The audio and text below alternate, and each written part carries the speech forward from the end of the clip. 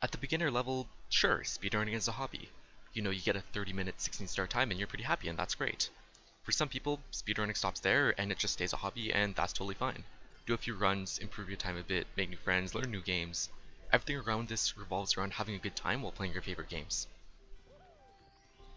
But as time goes on and one starts to put more time into their games, speedrunning stops being a hobby.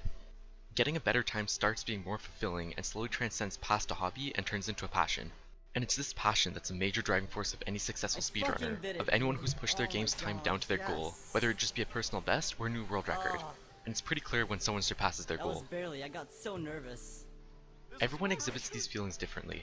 Some will explode with excitement, while others are rendered completely speechless.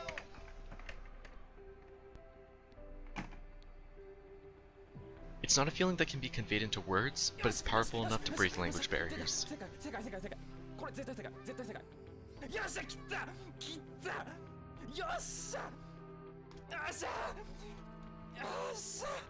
The further you develop this hobby, the more your goals hold weight and have meaning, not only to the game or the run, but to your sense of self, which is why every mistake that takes you further from your goal hurts just a little more each time.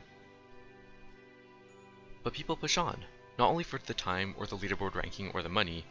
They push on because the desire to smash their goal goes beyond just something they want. It's a goal that they've devoted blood, sweat, and tears to accomplish. And this is something nearly every runner goes through, regardless of skill. People will set goals for themselves, and once beaten, will find new goals to beat. It's an endless cycle, but runners will keep going through it, not because they feel like it or because it's just something they do for fun, but it's because it's something that they love to do. They'll keep fighting through the hundreds of failed attempts and resets, each mistake making the runner stronger and more resilient as long as they're still attached to the goal that they've set. All this hard work put into their games will eventually bear fruit. It's a very easy feeling to relate to among other runners. People setting and breaking their goals is something great to experience firsthand as a runner, or secondhand as a viewer. Fuck yes. But the umbrella that covers the speedrunning community isn't exclusive to just playing games. Some people put as much or more effort into the community through other means, such as a runner starting up a podcast with a few friends and seems to put more time into producing the show than sleeping on a daily basis, or a guy starting a live marathon in his basement to eventually grow into an event raising millions of dollars.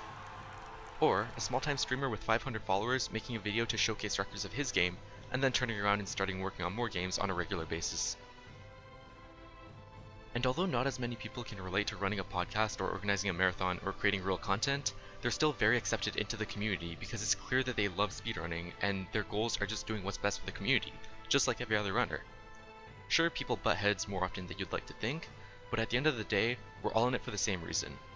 Goals are set, and goals are conquered, and these goals are a culmination of the runner's passion. Oh my god.